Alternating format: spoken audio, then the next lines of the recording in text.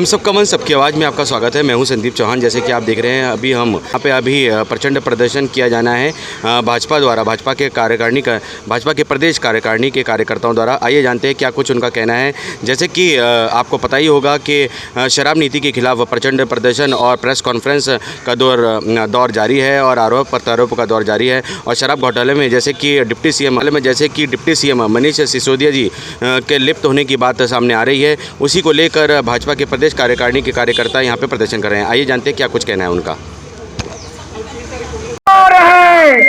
आम आदमी पार्टी के हजारों करोड़ रुपए का भ्रष्टाचार जब सामने आया तो उनकी चुप्पी हो गई है और वो मौन जैसे धारण कर लिया है और उल जलूल बातें कर रहे हैं, ड्रामे कर रहे हैं। लेकिन मैं आज अरविंद केजरीवाल और सिसोदिया जी ये चुनौती देना चाहता हूं कि अगर सच्चाई है तो इन सवालों का जवाब दीजिए कि अगर शराब नीति अच्छी थी तो वापस क्यों ली, और इस शराब के माफियाओं का कमीशन 2.5% से बढ़ा के 12% क्यों किया, इस बात का जवाब दीजिए। अगर सच्चाई है, इधर उधर की बातें मत करो कि 25 अक्टूबर को जब एक्साइज डिपार्टमेंट ने ब्लैक लिस्टेड कंपनियों को जिनको ठेके आपने दिए थे उनको शोकॉज नोटिस दिया था तो दिल्ली सरकार ने क्या कार्रवाई की, इस बात का जवाब दीजिए कि 21 ड्राई डे की संख्या घटाकर 3 करके आपने शराब माफियाओं की फायदा पहुंचाने का काम किया था। क्यों किया था? जवाब मांग रही है दिल्ली की जनता, जवाब मांग रही है कि रिहायशी कॉलोनियों में आपने ठेके क्यों खोले। मास्टर प्लान इसकी इजाजत नहीं देता है, दिल्ली का कानून इसकी इजाजत नहीं देता है कि आप रिहायशी इलाकों में, नॉन कन्फर्मिंग इलाकों में मंदिर और स्कूलों के पास ठेके खोले। जवाब नहीं है। क्यों उन्होंने कार्टेल कंपनियों को ठेके दिए, क्यों उन्होंने मैन्युफैक्चरर कंपनियों को ठेके दिए? जवाब नहीं है। क्योंकि हजारों करोड़ रुपए उन्होंने घोटाले किए हैं, हजारों करोड़ रुपए का भ्रष्टाचार किया है। दिल्ली के खजाने को लूटने का काम दिल्ली में अरविंद केजरीवाल सरकार ने किया है। उनके माफियाओं के, शराब के ठेकेदारों के 144 करोड़ माफ कर दिए, 30 करोड़ उनकी अर्नेस्ट मनी को वापस कर दिया, 50 रुपए इम्पोर्ट ड्यूटी बियर पर घटा दी, नियम कानून की धज्जियां उड़ा के। तो जब इन सवालों का जवाब नहीं है तो सवाल से बचने के लिए जिसने चोरी की है वो ड्रामे कर रहा है। सर आप चोर बता रहे हैं लेकिन वो आज भी कट्टर ईमानदार बता रहे हैं सिसोदिया को। देखिए, कट्टर बेईमान लोग, पहली बार इस देश के अंदर कोई शिक्षा मंत्री बनाया है, केजरीवाल ने उसी को शराब मंत्री भी बना दिया और शराब मंत्री बनाकर हर गली मोहल्ले के नुक्कड़ों पर वो शराब के ठेके खोल रहे हैं। ये जो पाप किया है, आबकारी नीति नहीं है, पापकारी नीति है। ये जो पाप किया है, देश और दिल्ली की जनता कह रही है ये आप नहीं, पाप है, भ्रष्टाचार की पाप है, दिल्ली और देश के लिए अभिशाप है। हाँ बिल्कुल। केजरीवाल शर्म करो, केजरीवाल चुप करो,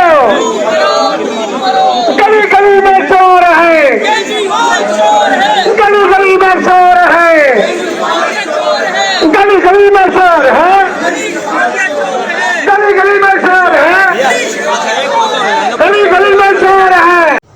जहां एक तरफ आरोप प्रत्यारोप का दौर जारी है भाजपा द्वारा केजरीवाल सरकार पर, वहीं दूसरी तरफ केजरीवाल सरकार अपने तमाम विधायकों के साथ दिल्ली में बने राजघाट में महात्मा गांधी जी की समाधि पर जाकर सीएम केजरीवाल और उनके विधायकों ने राष्ट्रपिता महात्मा गांधी जी की समाधि पर जाकर मौन प्रदर्शन किया।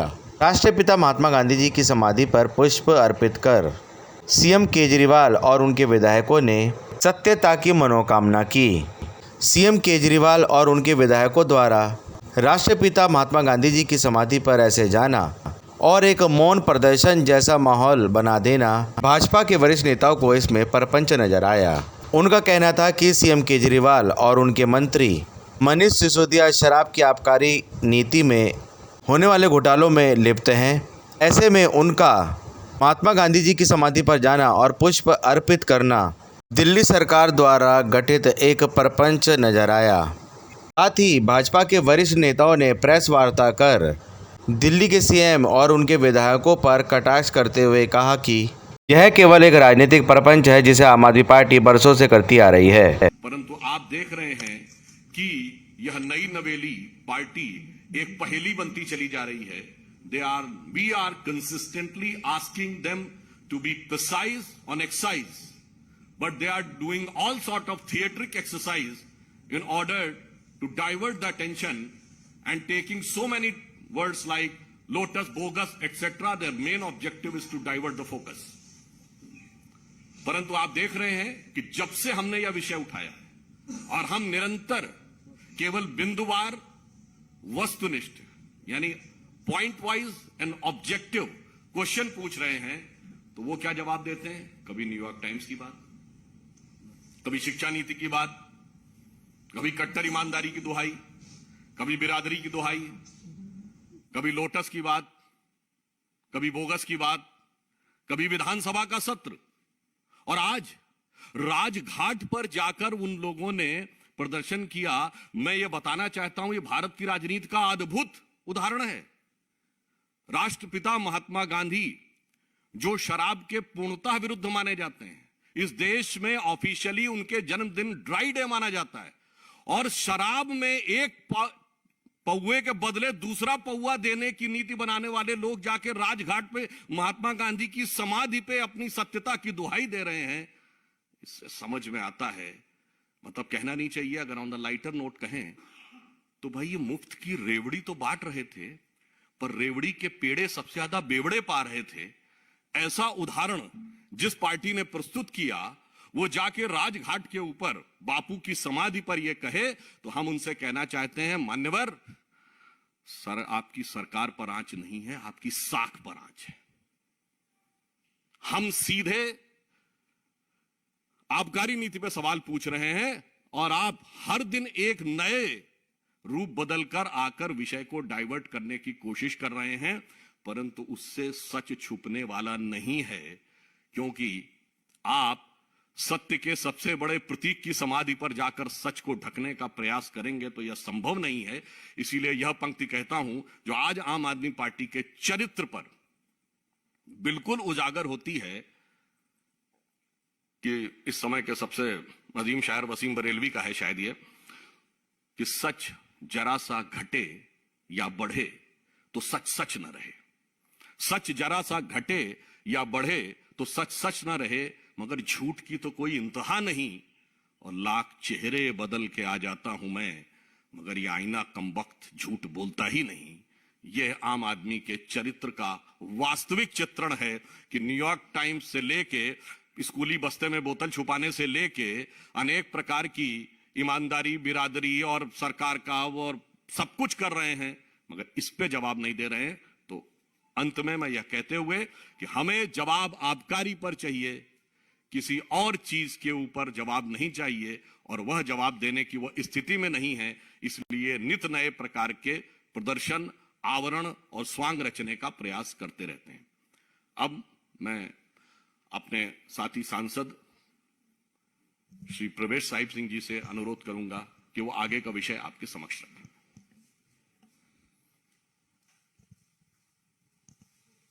धन्यवाद सुधांशु जी।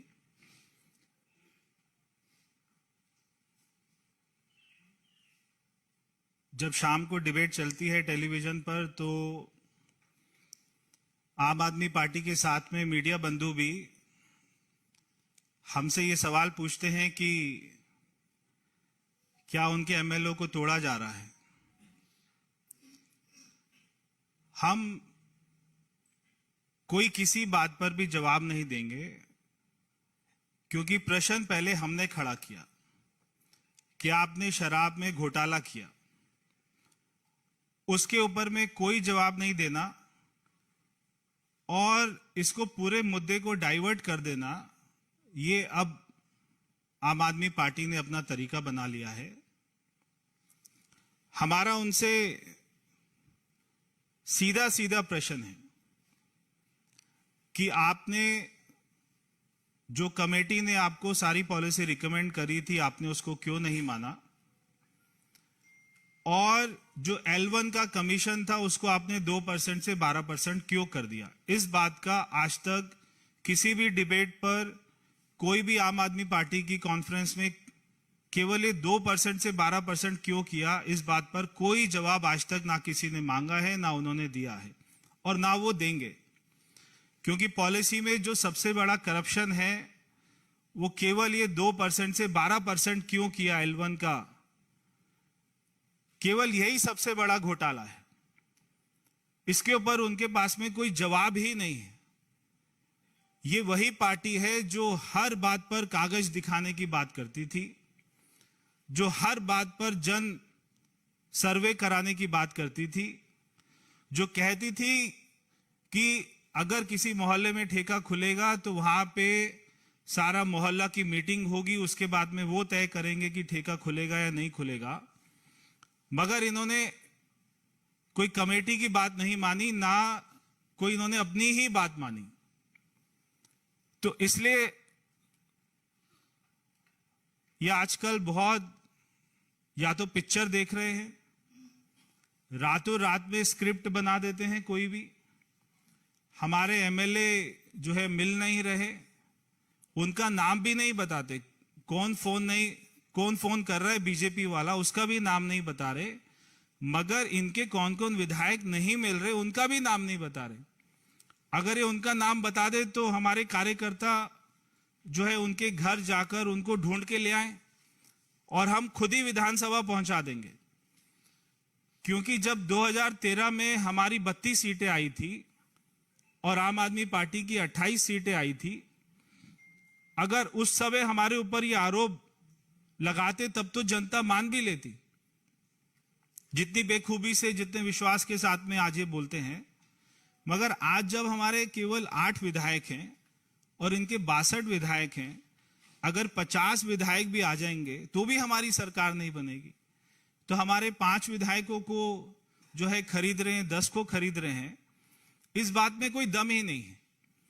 तो हम कोई भी जो भी इनके प्रश्न है उसके बारे में तब तक नहीं बोलेंगे जब तक ये हमारे प्रश्नों का जवाब नहीं देंगे।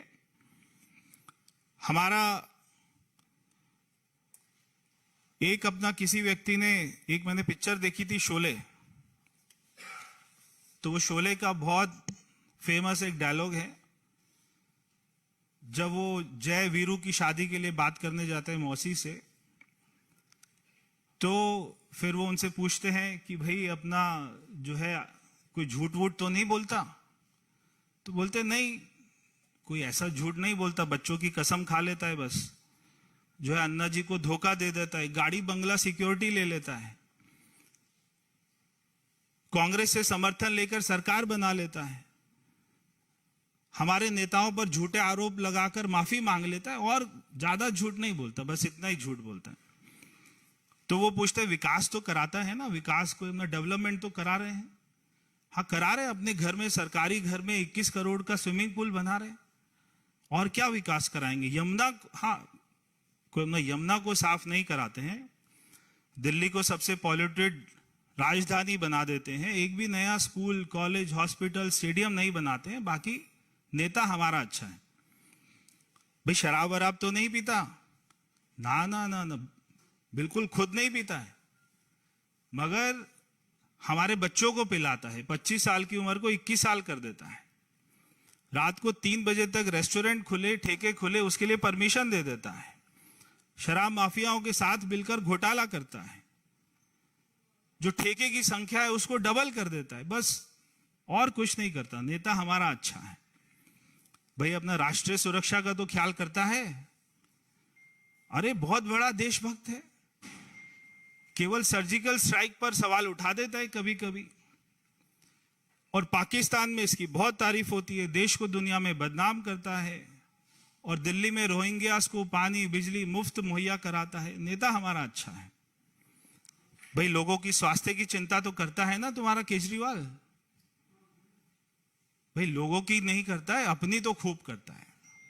जब से मुख्यमंत्री बनाए 35 किलो वजन बढ़ गया है।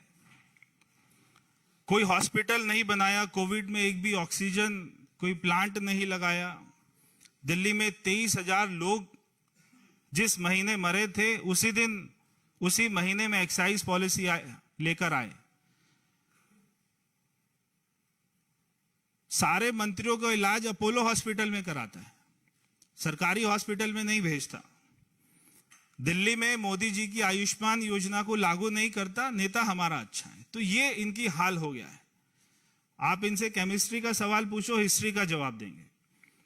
तो रातों रात में इनके एमएलओ को कौन अटैची में भरकर ले गया, कौन उनको बोरी में डालकर ले गया, कौन कहां ले गया, आप हमें बताइए केजरीवाल जी। अगर आपका कोई एमएलए नहीं मिल रहा है, आप हमें बताइए, हम दिल्ली पुलिस में कंप्लेंट करके उसको घर से अपनी गाड़ी में लेकर आपकी विधानसभा में आपके घर तक पहुंचाएंगे, सुरक्षित पहुंचाएंगे। आप उसका नाम, मगर नाम तो बताना पड़ेगा, कौन आपको फोन कर रहा है वो तो बताना पड़ेगा। आज इन्होंने राजघाट को, एक अपना राजघाट जैसी पवित्र स्थान को गंदा कर दिया है। तो हमारे कार्यकर्ता आज वहां पर जाएंगे, वहां पे गंगा जल का छिड़काव करेंगे, क्योंकि वो हमारे राष्ट्रपिता महात्मा गांधी जी जो हमेशा शराब का विरोध करते थे, आज उधर जाकर कम से कम ये पश्चाताप करके ये तो बताएं कि उन्होंने कितने सैकड़ों करोड़ का घोटाला किया है, वहां पर जाके तो माफी मांग ले। मगर इनको इतनी शर्म नहीं है कि ये क्या कर रहे हैं। इनको एक बात अच्छे से पता है कि केजरीवाल जी को, जो ये बार बार बोलते हैं मनीष सिसोदिया जी 2-3 दिन में जेल में जाने वाले हैं, ये बात इनको अच्छे से पता है। और मनीष सिसोदिया को ये बात अच्छे से पता है कि उसने फाइल पर साइन किए थे। चाहे ये जो मर्जी, जितना मर्जी अच्छा ड्रामा कर लें, चाहे एक दूसरे को ऑस्कर के लिए नॉमिनेट कर दें, मगर इनका जेल जाना निश्चित है। इनको जेल जाने से कोई नहीं बचा पाएगा, क्योंकि जांच एजेंसियों के पास में सारे सबूत हैं, सारे गवाह हैं, सारी डील, सारी ट्रांजैक्शन कहां कहां कैसे कैसे हुई है, उनके पास में सारी रिपोर्ट है। इसलिए इनका बच पाना मुश्किल है। बहुत बहुत धन्यवाद। अगर सुधांशु जी को कुछ ऐड करना हो तो वो करेंगे।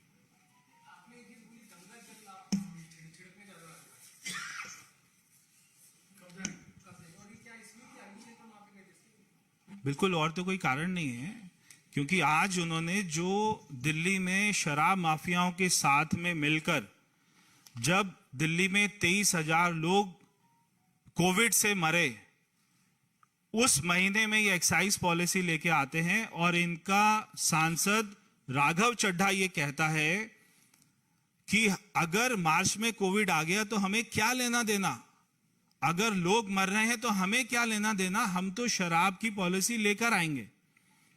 अगर ऐसे लोग हमारे राष्ट्रपिता महात्मा गांधी जी के समाधि पर जाएंगे तो निश्चित ही वो जगह अपवित्र हो गई है। इसलिए हम कार्यकर्ता मिलकर वहां पर जाएंगे, गंगा जल का छिड़काव करेंगे। धन्यवाद। बस अभी जा रहे हैं, थोड़ी देर में।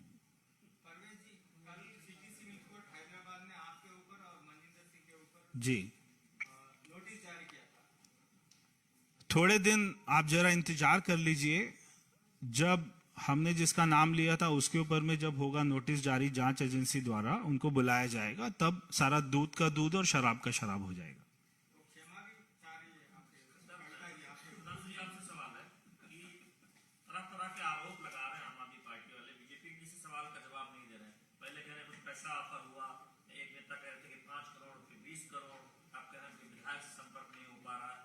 सवालों का जवाब तो दे ही नहीं रहे, तो फिर बीजेपी आगे क्या करेगी? हालांकि आप दिल्ली में प्रदर्शन। देखिए, अनर्गल आरोप लगाना उनकी नैसर्गिक प्रवृत्ति है। न मेरी बात मानिए न उनकी बात मानिए। यह भारत की राजनीति की एकमात्र अद्भुत पार्टी है जिसने नेताओं पर अनर्गल आरोप लगाए और सर्वोच्च न्यायालय में जाके माफी मांगी। नितिन गडकरी जी के ऊपर, स्वर्गीय अरुण जेटली जी के ऊपर, इवन कांग्रेस के कुछ नेताओं, शायद कपिल सिब्बल जी और मनीष तिवारी जी के ऊपर। भारत के राजनीतिक इतिहास में राजनीतिक आरोप के लिए सर्वोच्च न्यायालय में जाकर क्षमा याचना करने वाली पार्टी के आरोपों को कितनी गंभीरता से लिया जाना चाहिए, मुझे लगता है इसके लिए किसी भी प्रकार के प्रमाण की आवश्यकता नहीं है, because it is duly certified in the supreme court of India. Neeraj Pandey जी,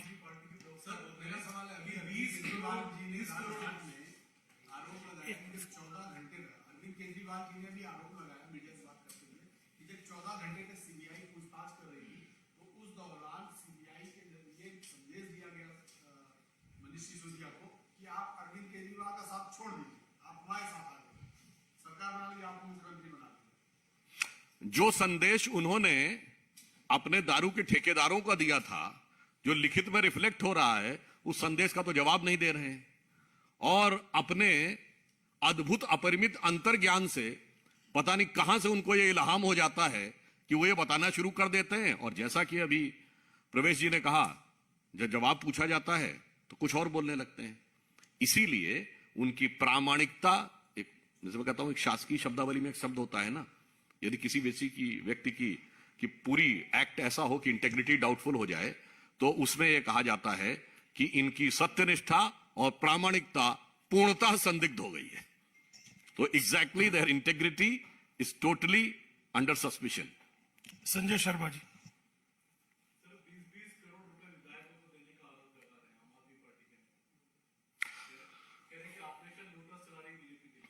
वो कह रहे हैं, आम आदमी पार्टी के स्वयं विधायक, बादलपुर से विधायक एनडी शर्मा ने 2020 में खुद ये बोला था कि 20-20, 25-25 करोड़ रुपए लेके केजरीवाल जी टिकट बांट रहे हैं। हमारा आरोप नहीं है, उनके एमएलए का आरोप है। भाई, अपनी पार्टी का तो जवाब दे दीजिए। मगर वो जवाब क्या देंगे? एमएलए ही नहीं, उनके तो संस्थापक सदस्यों का विश्वास भी अब उनके साथ नहीं है।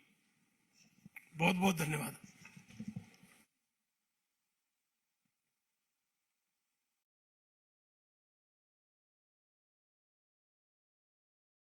जैसे कि आपको पता ही होगा कि शराब नीति के खिलाफ प्रचंड प्रदर्शन और प्रेस कॉन्फ्रेंस का दौर जारी है और आरोप प्रत्यारोप का दौर जारी है। और शराब घोटाले में जैसे कि डिप्टी सीएम मनीष सिसोदिया जी के लिप्त होने की बात सामने आ रही है, उसी को लेकर भाजपा के प्रदेश कार्यकारिणी के कार्यकर्ता यहाँ पे प्रदर्शन कर रहे हैं। कि 272 मंडलों में इसी प्रकार से प्रचंड प्रदर्शन किया जा रहा है।